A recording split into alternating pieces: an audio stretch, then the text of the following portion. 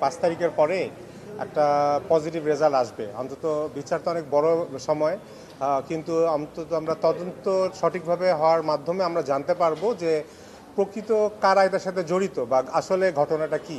আমরা তো অনেকদিন ধরে আমাদের মতো করে কিছু অভিযোগ করে আসছিলাম। তো কিন্তু এক বছর পরও এবং এই যে একটা উচ্চ ক্ষমতা সম্পন্ন টাস্কফোর্স গঠন যে করে দেওয়া হলো এবং তাদেরকে যে খুব কঠিনভাবে সময় বেঁধে দেওয়া হয়েছিল, তারপর আবার 6 মাস এবং তারপর আবার 6 মাস সময় দেওয়া, এটা খুবই হতাশাজনক। এবং আমরা আসলে যে আশা ছেড়ে দিয়েছিলাম আগে এবং 5 তারিখের পর যে আশাবাদী হওয়া যে আমরা বিচার হয়তো পাবো, অ্যাটলিস্ট অন্তত একটা আশার আলো দেখতে পাচ্ছিলাম, আমার মনে হয় সেটাও আসলে এর মাধ্যমে অনেকটা শেষ হয়ে গেছে। আমরা কিছু জানতে পারিনি, আমরা শুধু কিছু কনফিউশন ছিল, ওগুলো হয়তো তারা কিছুটা ক্লিয়ার করেছেন। এছাড়া কিন্তু মামলার অগ্রগতি নিয়ে কিছুই বলা হয় নাই। এটা ঘটনাটা কেন ঘটেছে, কারা জড়িত, এই ধরনের কিছুই বলা হয় নাই। এবং এর জন্য আরও 6 মাস সময় নেওয়া হয়েছে। এবং আমার কাছে মনে হয় যে এটা আসলে সময়ক্ষেপণ ছাড়া আর কিছু আমার কাছে বলে মনে হয় না। যে একটা উচ্চ পর্যায়ের 5 সদস্য বিশিষ্ট টাস্কফোর্স গঠন করে দেওয়ার পরেও এর অগ্রগতি রিপোর্টটা আমরা চেয়েছিলাম যে সরাসরি যে অফিসাররা এর সঙ্গে জড়িত তাদের এই 5 সদস্য সকলেই কোর্টে আসুক, কোর্টে এসে তারা এক্সপ্লেইন করুক যে কতটুকু তারা করতে পেরেছেন, কোন জায়গায় অগ্রগতিটা ঠেকে আছে, এটা আমরা চেয়েছিলাম। কিন্তু রাষ্ট্রপক্ষ দীর্ঘ সময় চেয়েছেন, 6 মাস। আমরা প্রথম বলেছিলাম 1 মাস, সেখান থেকে আমরা 3 মাসে গিয়েছিলাম। এবং আমরা এই অপশনও একবার বলেছিলাম আমি যে 1 সপ্তাহ সময় দেন, এই সময়ের ভিতরে টাস্কফোর্সের সদস্যবৃন্দ আদালতের সামনে এসে সশরীরে তারা এক্সপ্লেইন করুক। কিন্তু রাষ্ট্রপক্ষ কেন এত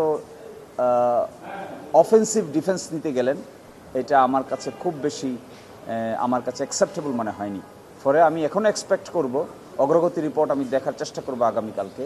আর সেকেন্ড হলো টাস্কফোর্স, আমার খুব নিবেদন থাকবে তাদের প্রতি, অনুরোধ থাকবে তাদের প্রতি, পরিবারের সদস্যদেরকে ডেকে তারা এই তদন্তের অগ্রগতি সম্পর্কে একটা বৈঠক করে তাদেরকে অগ্রগতি সম্পর্কে অবহিত করা দরকার, যেন তাদের মধ্যে, আমাদের মধ্যে, আপনাদের কারো মধ্যে এই ব্যাপারে যতটুকু ফ্রাস্ট্রেশন আছে তা কিছুটা হলেও মিনিমাইজ হয়।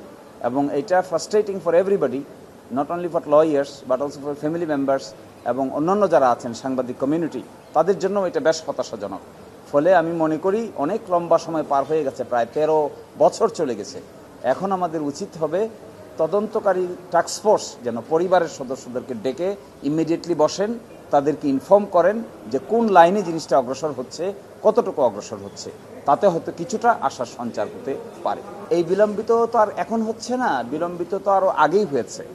এবং আপনারা দেখবেন যে এই ঘটনাটি তদন্তের জন্য র্যাবের কাছে পাঠানো হয়েছিল, হাইকোর্টের একটি নির্দেশনা। অথচ র্যাব কিন্তু কোনো তদন্তকারী সংস্থা না, তারা কোনো কিছু বের করতে পারে নাই।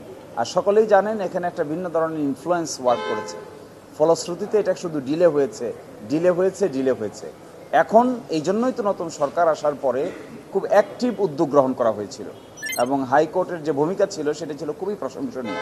5 সদস্য বিশিষ্ট টাস্কফোর্স গঠন করে দেওয়া হয়েছিল, আমরা সকলেই আশান্বিত হয়েছিলাম। কিন্তু যত লম্বা হচ্ছে আশা, তত আস্তে আস্তে আশা কমে যাচ্ছে, হতাশা বেড়ে যাচ্ছে।